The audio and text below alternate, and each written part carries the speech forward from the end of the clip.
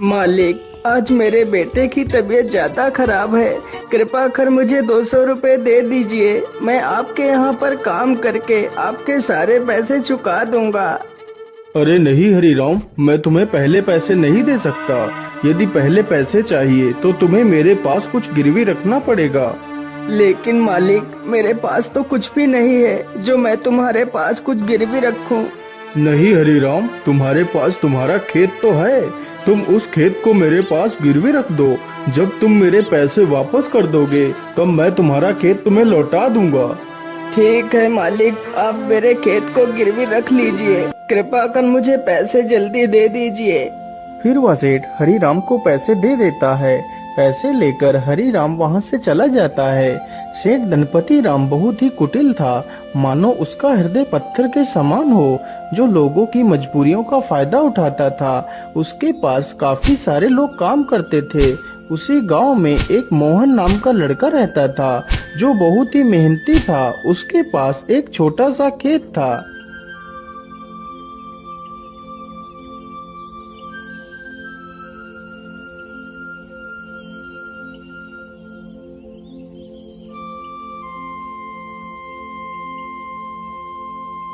अरे मोहन बेटा, जरा पानी वानी तो पी लो। तुम तो कितनी मेहनत करते हो। हाँ चाचा, क्या करूं, बिना मेहनत के तो कुछ होगा भी नहीं। हाँ बेटा, तुम्हारी इसी मेहनत की वजह से ही तुम इस छोटे से खेत में दोगुनी फसल उगा पाते हो।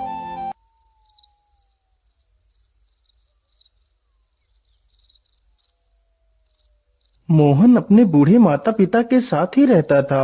मोहन के पिता की तबीयत हमेशा खराब ही रहती थी। घर की सारी जिम्मेदारियां मोहन के कंधों पर ही थी। पिताजी, आज तो आपकी दवाई खत्म हो गई है। कोई बात नहीं बेटा, तुम कल मेरे लिए दवाई ले आना।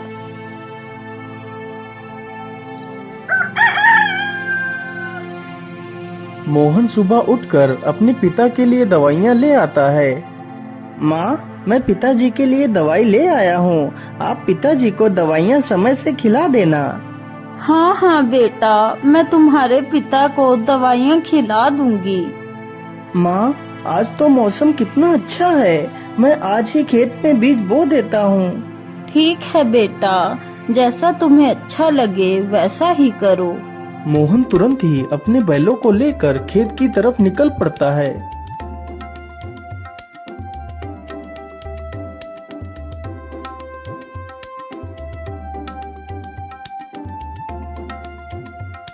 हर्र, चल चल चल चल चल, आज हमें इस खेत को जोतना है और इसमें बीज बोना है।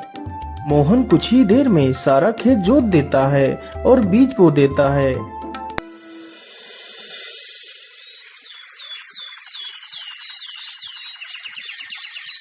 कुछ ही दिनों में खेत में बहुत अच्छी फसल तैयार होती है।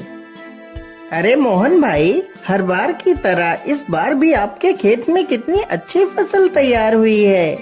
हाँ मदन भैया, यह सब ऊपर वाले का ही आशीर्वाद है, जो हर बार मेरे खेत में इतनी अच्छी फसल होती है। वे दोनों आपस में बात कर ही रहे थे कि तभी काले बादल छा जाते हैं।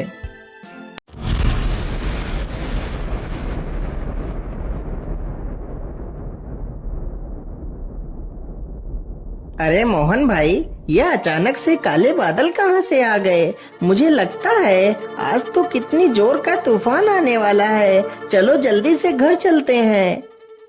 अरे मदन भाई, ठीक ठीक बोलो। यदि तूफान आ गया तो हमारी सारी फसलें बर्बाद हो जाएंगी। वे दोनों इतनी बात कर ही रहे थे कि तभी जोर जोर से हवाएं चलने लगती हैं और हवाओं के साथ जोर की बारिश आ जाती है। अरे ये क्या हो गया। ये तो बहुत जोर की बारिश आ गई। अरे मोहन भाई, यहाँ से जल्दी चलो, नहीं तो हम लोग भीग जाएंगे। दोनों जल्दी से एक बड़े से पेड़ के नीचे जाकर खड़े हो जाते हैं। मदन भाई, यदि ऐसे ही बारिश होती रही तो हमारी सारी फसलें बर्बाद हो जाएंगी। कुछ ही देर में बारिश के साथ साथ ओले भी गिरने लगते हैं। देखते ही देखते कुछ देर में ही सारी फसलें बर्बाद हो जाती हैं। हाय हाय, ये क्या हो गया। हे ऊपर वाले, ये तूने क्या कर दिया। अब तो सारी फसलें बर्बाद हो चुकी हैं। अब मैं क्या खाऊंगा और अपने बूढ़े माता पिता को क्या खिलाऊंगा।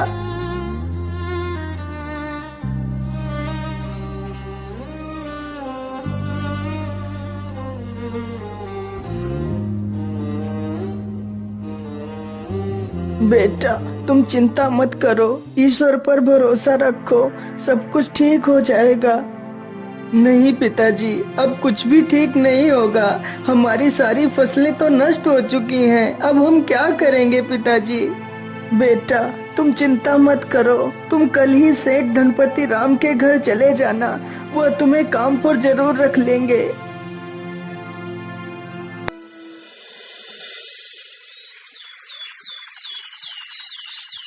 अगले ही दिन मोहन सेठ धनपति राम के पास जाता है।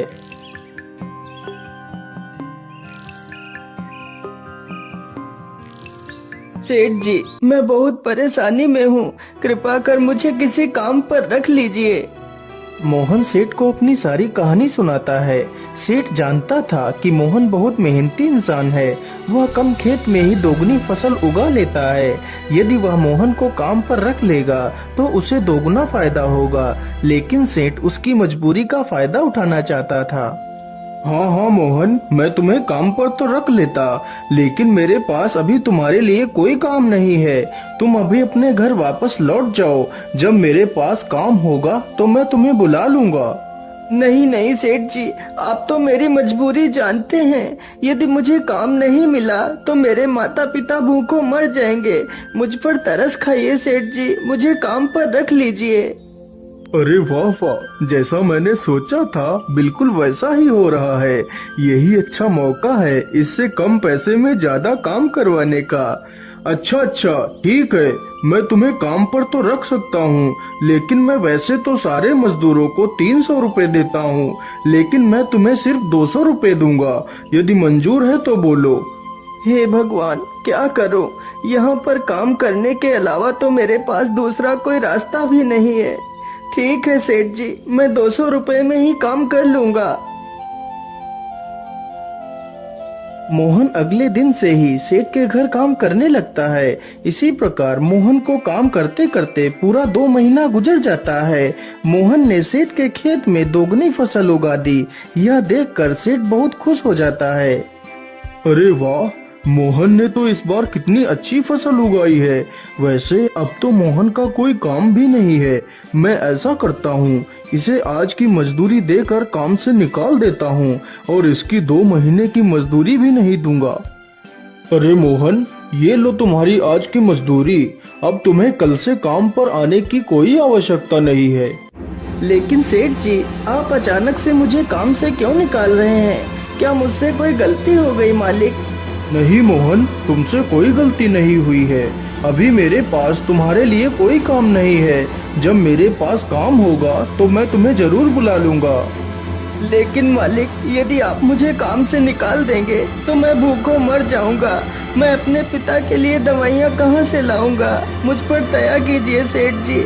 सेठ मोहन की एक बात भी नहीं सुनता और उसे काम से निकाल देता है।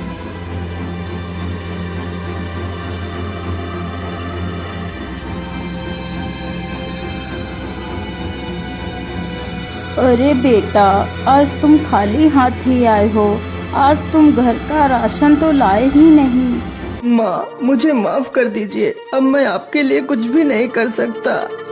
लेकिन बेटा, आखिर क्या बात है, तुम इतना परेशान क्यों हो। फिर मोहन सारी कहानी अपनी माता को सुनाता है। अब आप ही बताइए माँ, मैं क्या करूँ, कहाँ काम करूँ, किसके सामने हाथ फैलाऊं। बेटा, तुम परेशान मत हो। हम लोग आज पानी पीकर ही सो जाएंगे। वैसे भी मुझे तो भूख नहीं लगी है। और बेटा, तुम हार मत मानो। तुम कल फिर से सेठ के पास जाना। हो सकता है सेठ तुम्हें काम पर रख ले।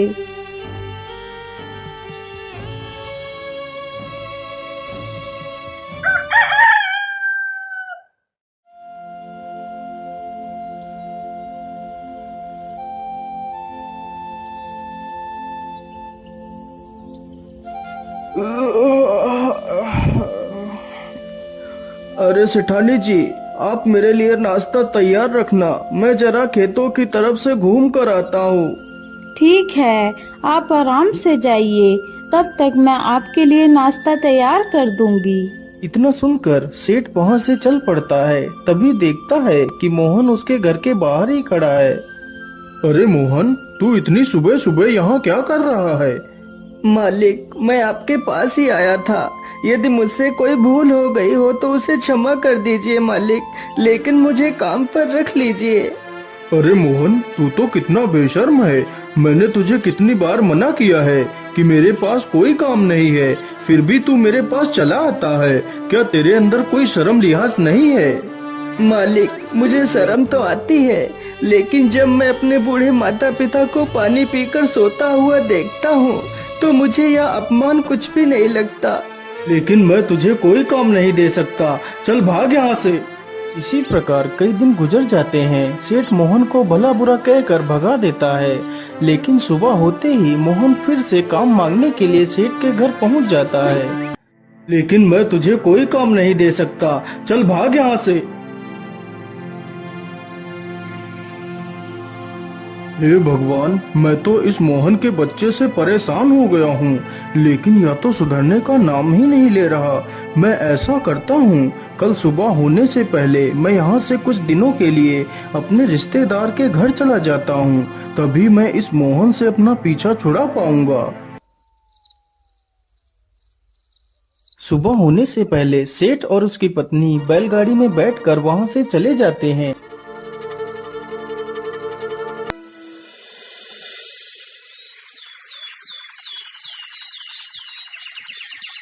उधर मोहन रोज की तरह फिर से सेठ के घर आता है तो देखता है, अरे ये क्या, आज तो सेठ के घर ताला लगा हुआ है। इसका मतलब सेठ जी कहीं बाहर गए हैं।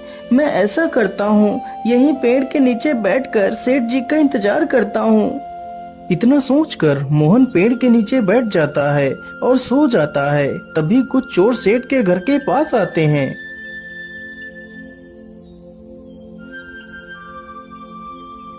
अरे लल्लन, आज तो यह दुष्ट सेठ है भी नहीं। आज अच्छा मौका है, चलो आज इस सेठ की सारी तिजोरी खाली कर देते हैं। चोर जल्दी से एक पत्थर उठाता है और ताले को तोड़ने लगता है।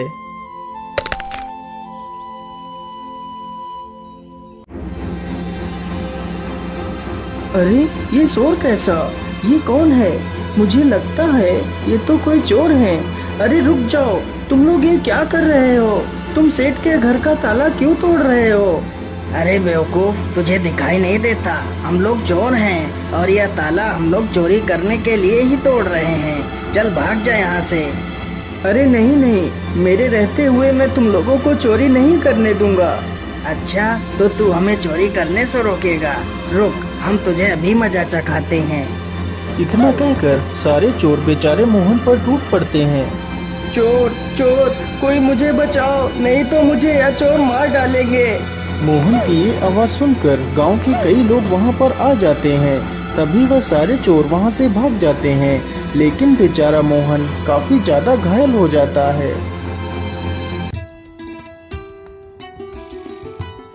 अरे सेठानी जी, अब तो हमें यहाँ पर कई दिन गुजर चुके हैं, चलो अब हमें घर वापस चलना चाहिए। इतना सोचकर सेठ और सेठानी दोनों अपने घर के लिए निकल पड़ते हैं।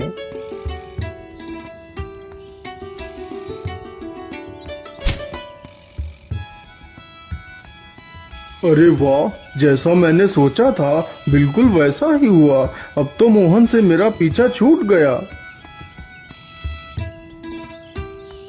लेकिन ऐसा कैसे हो सकता है?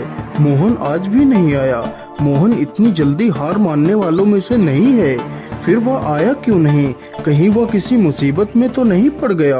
चलो चलकर देखता हूँ। इतना सोचकर सेठ गांव की तरफ निकल जाता है। अरे मदन भाई, मोहन कहीं दिखाई नहीं दे रहा, वह कहाँ गया है? अरे सेठ जी, मैं तुम्हें क्या बताऊं, आप तो बर्बाद होने से बाल बाल बच गए। क्या मतलब? मैं कुछ समझा नहीं, तुम क्या कहना चाहते हो? फिर मदन सारी कहानी सेठ को सुनाता है। ये सुनकर सेठ के पैरों तले जमीन खिसक जाती है। सेठ जी, मोहन बहुत नेक दिल इंसान है। उसने आज तक किसी का बुरा नहीं किया है। कृपा कर आप उसे अपने पास रख लीजिए। नहीं मदन, मुझसे बहुत बड़ी गलती हो गई है। मुझे जल्दी से मोहन के घर ले चलो। सेठ जैसे ही मोहन के घर पहुंचता है तो देखता है मोहन घायल अवस्था में चारपाई पर पड़ा है। मोहन, मुझे माफ कर दो, मैंने तुम्हें बहुत तकलीफ दी। जिस इंसान को मुझे अपने गले लगाना चाहिए था, मैंने उसे ही तकलीफ दी। हो सके तो मुझे माफ कर देना मोहन। नहीं सेठ जी, आप माफी क्यों मांग रहे हैं? ये तो मेरा फर्ज था। मोहन, तुम कल से मेरे पास आ जाना, मैं तुम्हें अपना विशेष अधिकारी बनाऊंगा। फिर सेठ तुरंत ही मोहन की माँ को 500 रुपए दे देता है और अगले ही दिन से सेठ मोहन को अपना विशेष अधिकारी बना लेता है।